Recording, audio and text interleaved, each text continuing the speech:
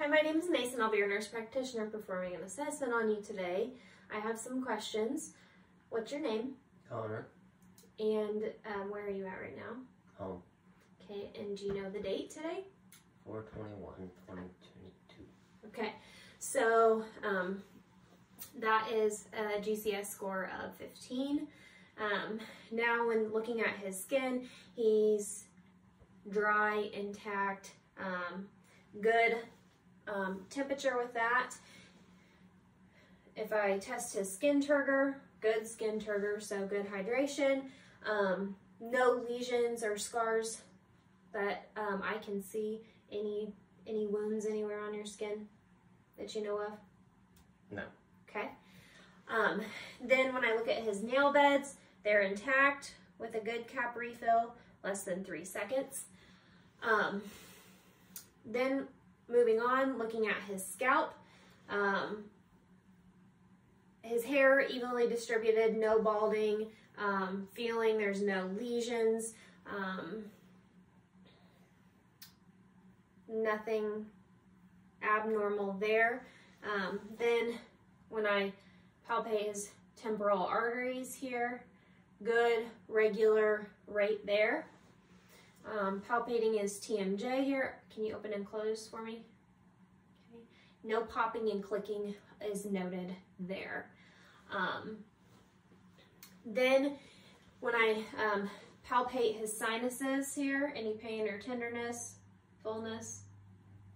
No. No, good. All of that feels normal there. Going through the lymph nodes, you have your submental, submandibular, preauricular, postauricular, tonsillar, occipital, anterior superficial cervical, posterior cervical, deep chain cervical, and supraclavicular. All of those nodes, none of them showed any signs of swelling, any tenderness with that? No. Okay. So then when I look at his eyebrows, eyelashes, they're all evenly distributed. I'm gonna pull down on your eyes here. Conjunctiva and sclera look good. The conjunctiva are nice and pink, moist, and the sclera are nice and white, no jaundice noted. And then feeling lacrimal glands, everything is within normal limits there. I will check his pupils if you can look straight ahead for me. Direct response on his left is he's 4, brisk down to a 3. Consensual for the left is normal. Consensual for the right was normal on this side. Checking his pupil response is brisk and 4 down to a 3 on that pupil for direct and consensual for both. Now looking at his ears, the external pinna in tragus, helix, all of that looks normal. No abnormal swelling there. And then looking in the canal,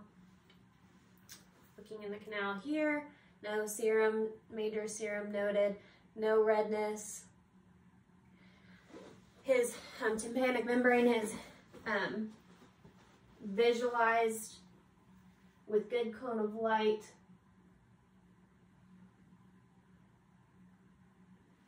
Same on this side, externals normal. The canal without major serum there, and good cone of light, pearly gray for his tympanic membrane, non-bulging either. Then looking at his nose, the outside external is normal, no swelling, midline on his outside. And if I look internal, if you can tilt your head back for me, looking inside, there's no polyps noted. His nasal septum is nice and midline as well. Then looking at in his mouth, you can see on the outside his lips are nice and pink, no cracking, if you open for me. Looking at his palate, roof of mouth, tongue, all looks pink and moist. He had good dentation. Oral mucosa is moist. He does have papillae on the tongue, but nowhere else that it's not supposed to be, on the roof or the floor of the mouth. His lingual, frenulum, tongue, all midline there. For his throat, I'll palpate for his thyroid and his trachea. Trachea is nice and midline. His thyroid, can you swallow for me? Is good, midline. It's good and mobile. No nodules noted there. When I look at his jugular veins here, they do, I don't notice any distension or pulsing or any bulging there. Okay. Now I'll inspect his thoracic. So with his breathing, there is a good rate rhythm. He is not using any accessory muscles. There is no retraction, and he is unlabored breathing. To assess his expansion of his chest, I'll put my hands on his 10th rib and take a deep breath.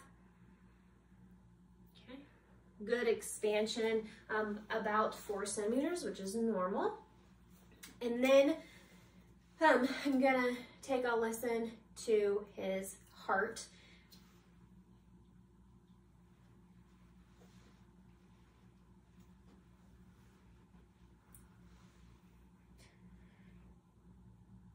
I will listen to his aortic first,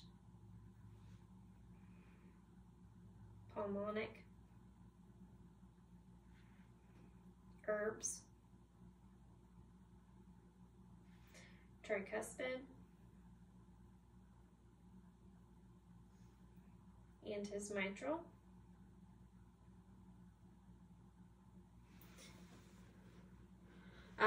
And then I'm going to have him lay back and tilt toward his left side. I'm going to listen at the PMI for mitral stenosis. Yeah, left side just a little bit.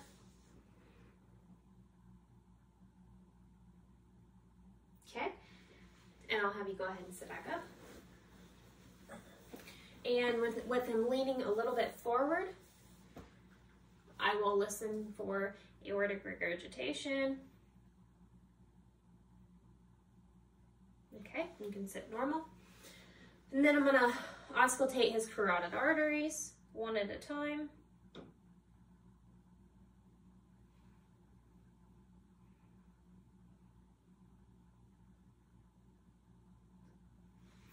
And that will be with the bell of my stethoscope for the carotid arteries. There was no Barré thrills, brisk uptake was noted there. And then moving on, I will listen to his lungs from apex to base in a lattice-like formation. Take some deep breaths for me.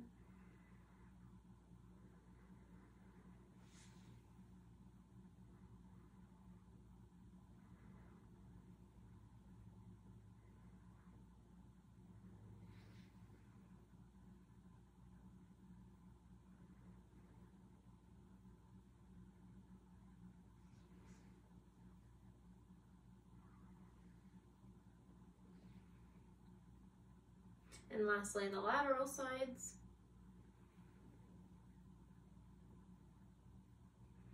And I will listen anteriorly as well, lungs, apex to base, lattice formation.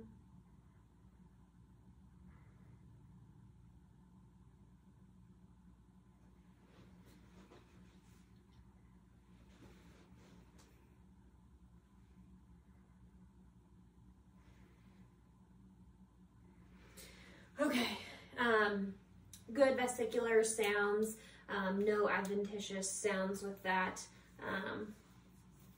And then I will palpate for heaves and thrills and see if I feel any buzzing in his cardiothoracic.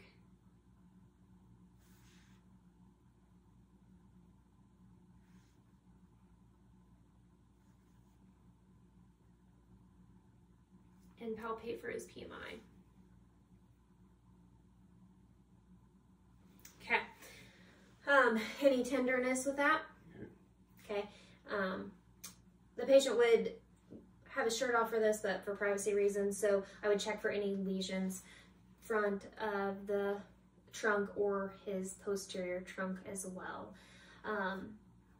Then I'm gonna percuss the lungs, check to see if there's any hyperresonance or dullness. I should hear tympany with that.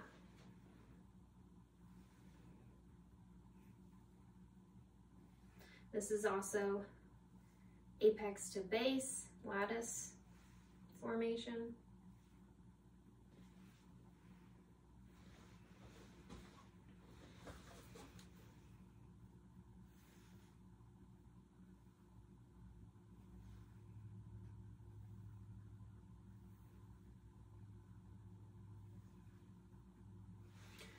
Okay, then I will feel,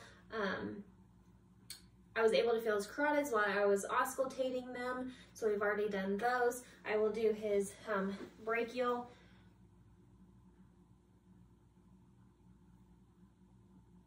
as well as his radial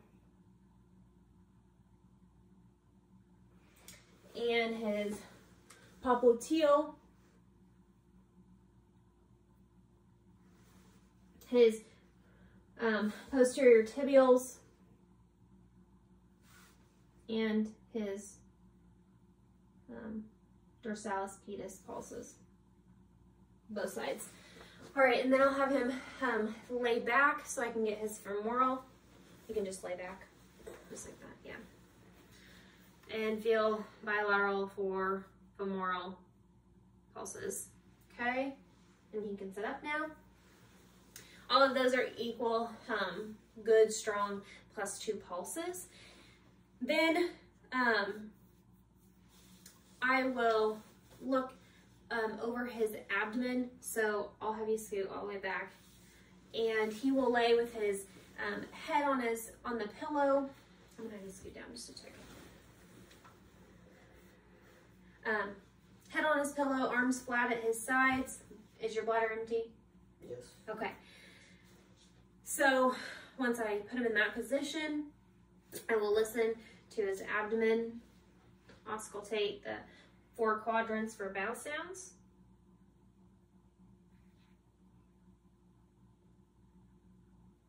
As well as the epigastric region.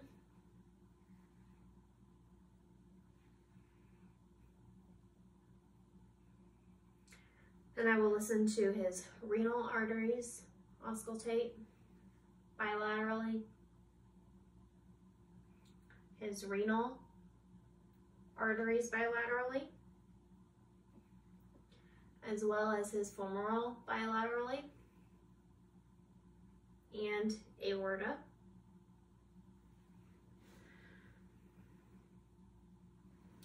And then I'm going to percuss for tympany sounds in his abdomen.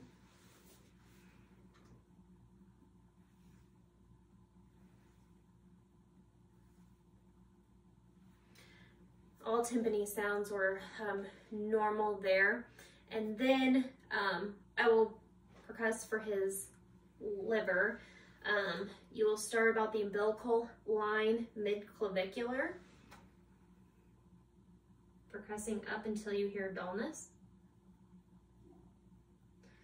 And then that's the bottom of the liver. To find the top, you'll start again mid-clavicular line and level with his nipple. And go down until you hear dullness to find the top of the liver. Then when you want to percuss for the spleen, you find the 6th rib axillary line and percuss for dullness there.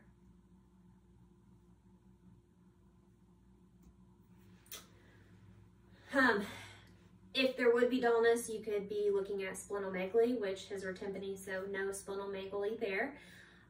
Then for palpation, I'll do light and then deep palpation.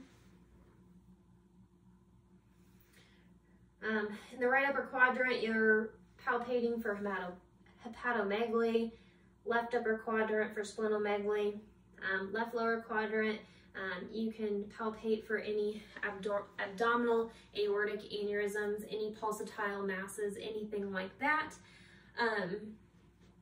And then for McBurney's point, you're going to, on the right side, 2 centimeters away from the umbilical line, press in. Any pain with that? No. And you're checking for rebound pain, and that could be for appendicitis. And then for Murphy's sign, you'll be on the right upper quadrant, and you'll push in and take a deep breath. Any pain? No.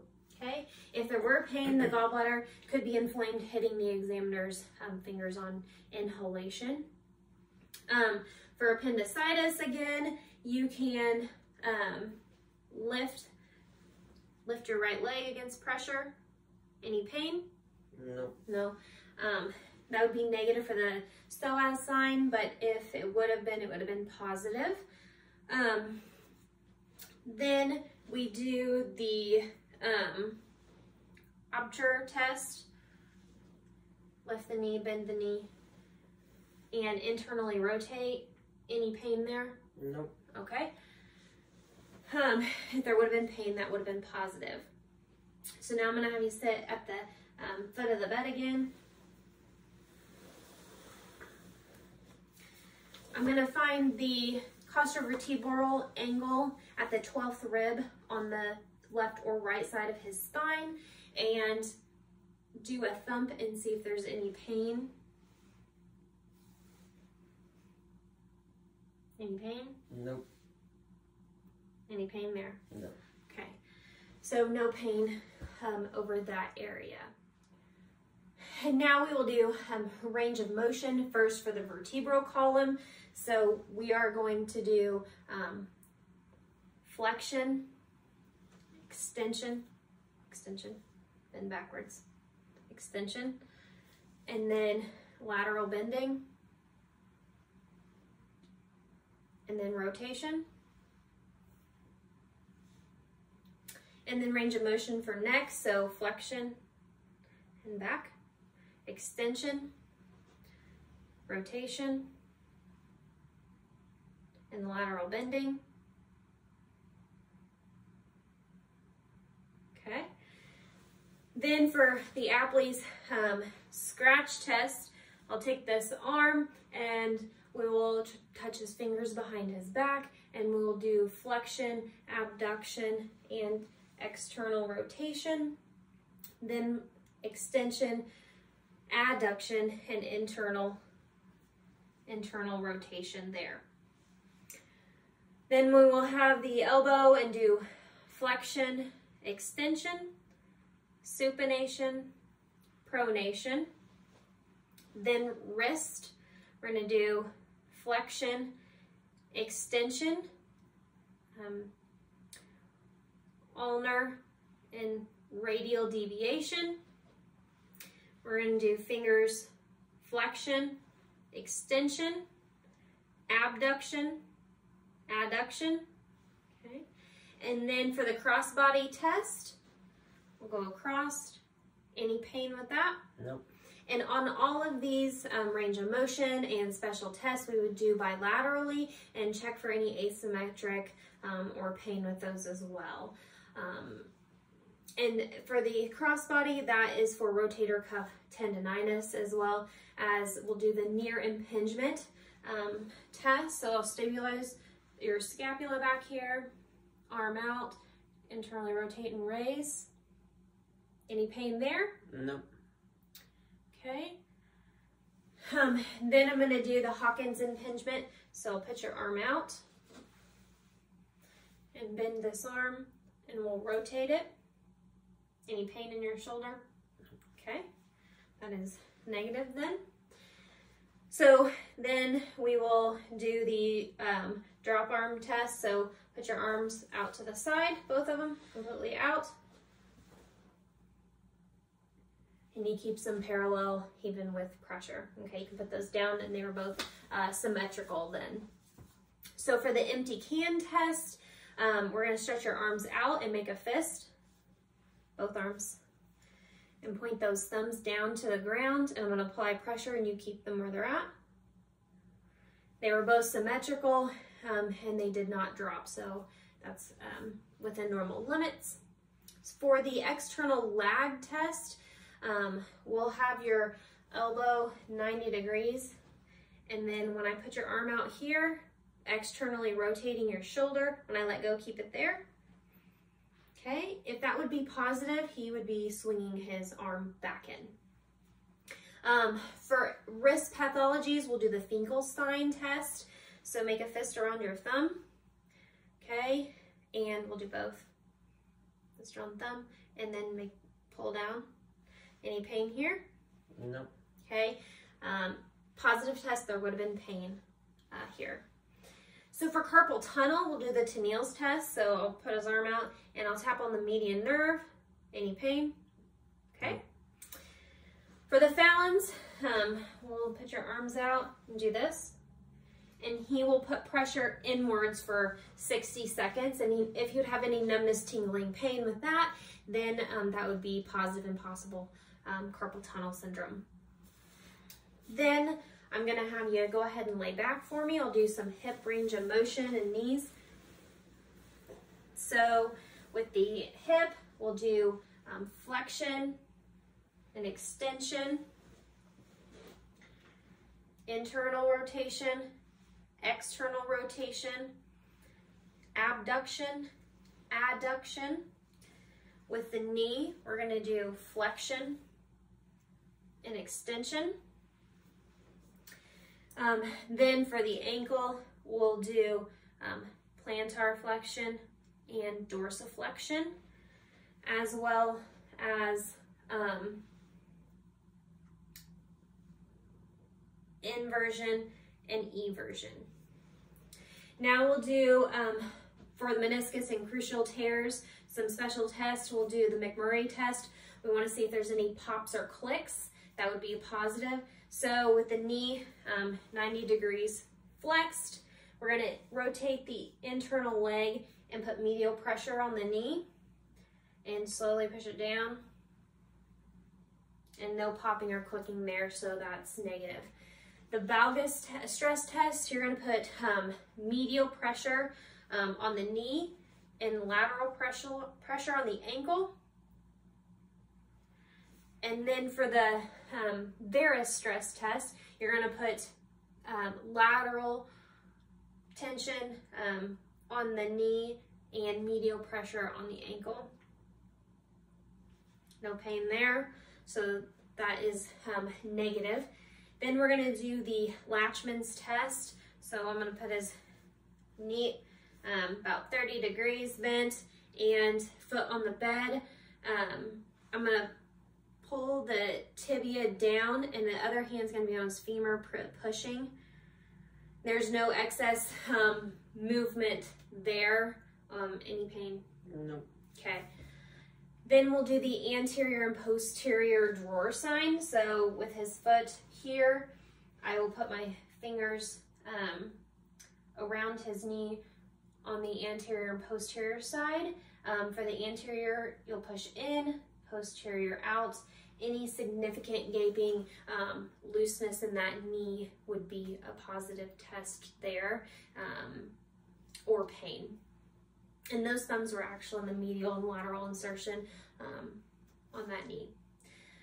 For lumbosacral radiculopathy, we'll do the straight leg test. So I'll straighten that leg and lift it at the hip. Any pain? Nope. Okay. And since he doesn't have any pain there, that's negative. If it was painful, it could be in the hip and lower back area. For the Fader test, we're looking for a labral tear. So we'll have the hip and knee at 90 degrees here, and we're gonna do a lateral movement of the lower leg. Any pain in your hip? Nope. Okay, that's negative. Then the Faber test, testing to see the hip range of motion. I'm gonna bend this knee, put his ankle on the opposite knee, and we're gonna push down that knee. A positive test would be if his knee could not be at the level of his other leg. Any pain there? No. Okay. For the thigh thrust impingement, I will put his knee at 90, roll him this way on the sacral joint, my other hand, and do a shearing thrust down towards the acetabulum. Any pain? No. Okay. Then for the sciatic nerve fair test, we're gonna roll towards the unaffected side. So I'm gonna have you roll this way actually. And we're gonna have the knee at 90. The shin is gonna have upward and lateral pressure, causing internal rotation of that hip. Any pain? No. Okay. And so if it was positive, you might have pain in their hip, sciatic, and lower back pain. So then I'm gonna have you sit on the edge of the bed. We'll do the Kim's test.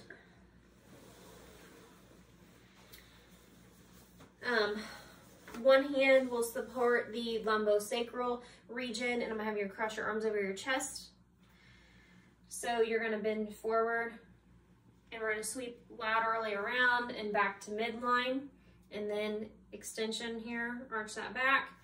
Any pain there? No. Okay. Now I will do pupillary reaction and size, kind of like I did previously for cranial nerve 4 for the trochlear nerve. So look ahead for me. Left eye is 4 down to 3, brisk with good consensual light.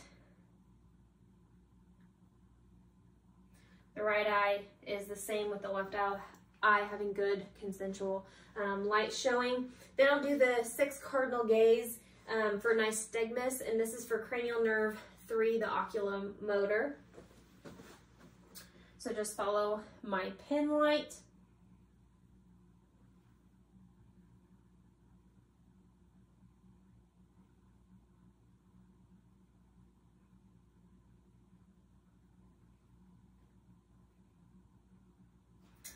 Okay, and for the 7th cranial nerve, the facial nerve, I'm going to have you squeeze your eyes, or raise your eyebrows and squeeze your eyes shut.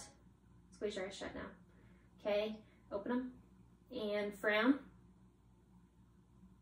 And I'm gonna have you show your teeth, smile, okay, and puff your cheeks out, okay, and that would be normal.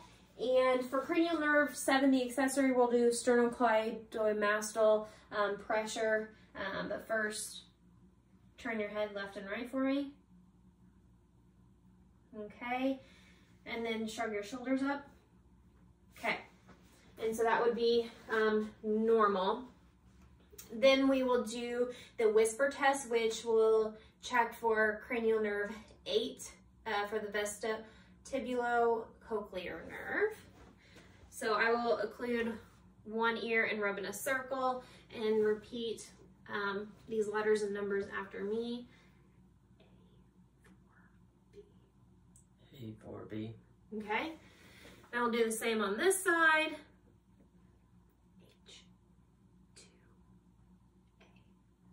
H2A. Okay. So then for cranial nerve 9, the glossopharyngeal, I will shine a light, have them say ah, and look at the soft and hard palate moving there. Say ah. Okay. Soft palate as well as the uvula and the pharynx all move symmetrically there. For the corneal reflex, you'll test blink response. Okay. Then we will be testing for signal nerve root innervation and muscular strength in C5, 6, 7, and 8. So I'm gonna have you press and press against me, okay? And pull against me. And then your grip strength, okay? And then we will do your fingers. I'm going to try to keep them from spreading apart, okay? And that's good there, as well as put your thumbs like this and try to push against me. And that would be a 5 out of 5 of muscle strength there. So for the L2, 3, 4, 5, and S1, I'm going to have you lay back again. Okay, and we're going to put your knee up here and try to push against my hand. Okay, and pull against my hand. Okay, and lay that flat again. Push like a gas pedal and pull your toes towards you. And that again would be a 5 out of 5. So now I'm gonna have you get up and you're gonna walk for me.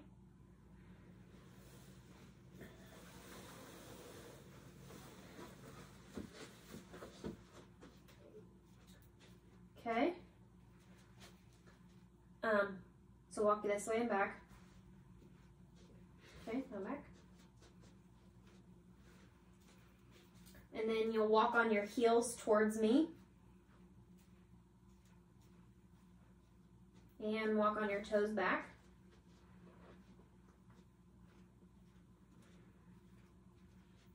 And you will do, like you're marking off, you're gonna do heel to toe walking, marking off your steps. Okay, good. And then if you take a couple steps back and put your feet together, and I'm gonna have you close your eyes.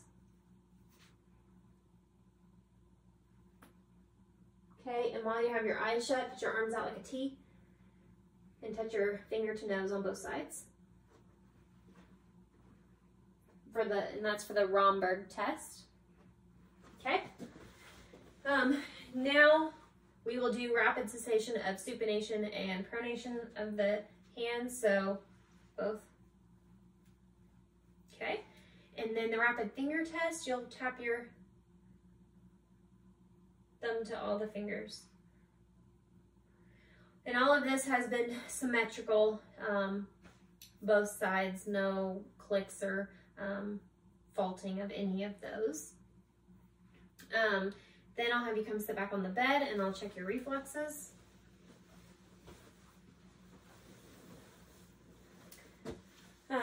So first we'll do bicep. So I will put my thumb occluding the antecubital fossa and strike there. And I should see his arm relax and see a twitch. Okay. And then I will do the triceps. So here, and you'll do the distal portion of the humerus. Okay. And see that twitch there as well. Then I can do the brachioradialis, rest that arm down, and see the twitching in his fingers, and you strike at the lateral aspect of the radius and the reflexor in those fingers. Then for the patellar or quadriceps reflex, you'll strike the distal portion of the patella with his leg relaxing here, and see the twitch on both sides. And then for the Achilles or ankle reflex, you rest your foot in my hand here and strike the distal portion of the Achilles and see the twitch there as well. Now, while down here, we can check for clonus, and you relax the foot and you do a striking dorsiflexion of the foot and check for any clicks down. And there is none there. And then for plantar reflex or Babinski is normal for babies. You'll go on the outside of their foot. I'm gonna have you lay back actually.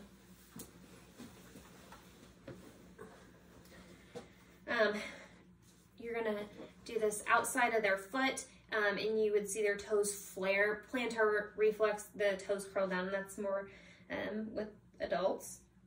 And you saw that as well. Okay, so now for the mini state test. I'll have you sit up here.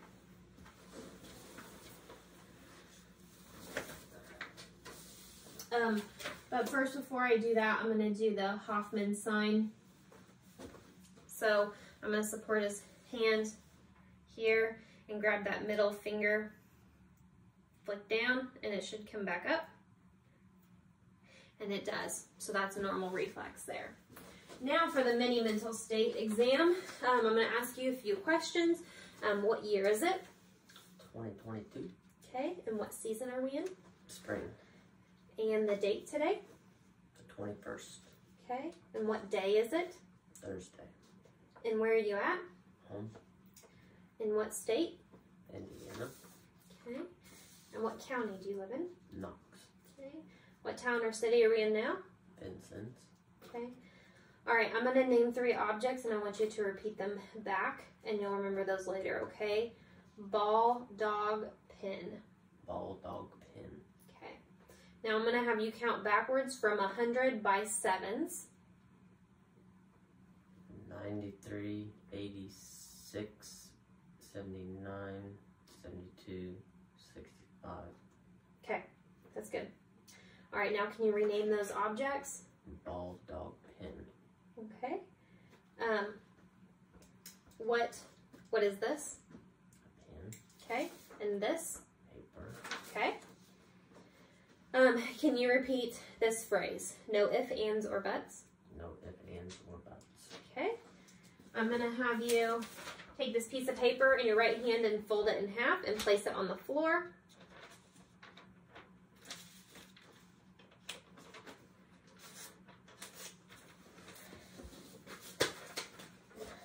Okay, and can you read this sentence and do what it says?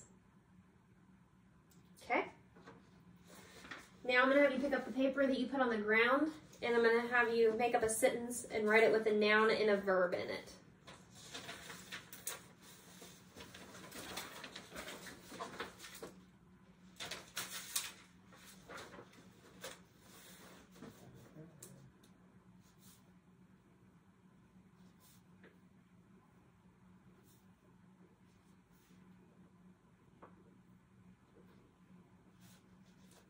Okay, the dog ran to the lake. Okay, good. Now can you copy this image right there? Okay. And his mini mental state would be a 30 on that. Do you have any questions? Nope. Okay, thank you.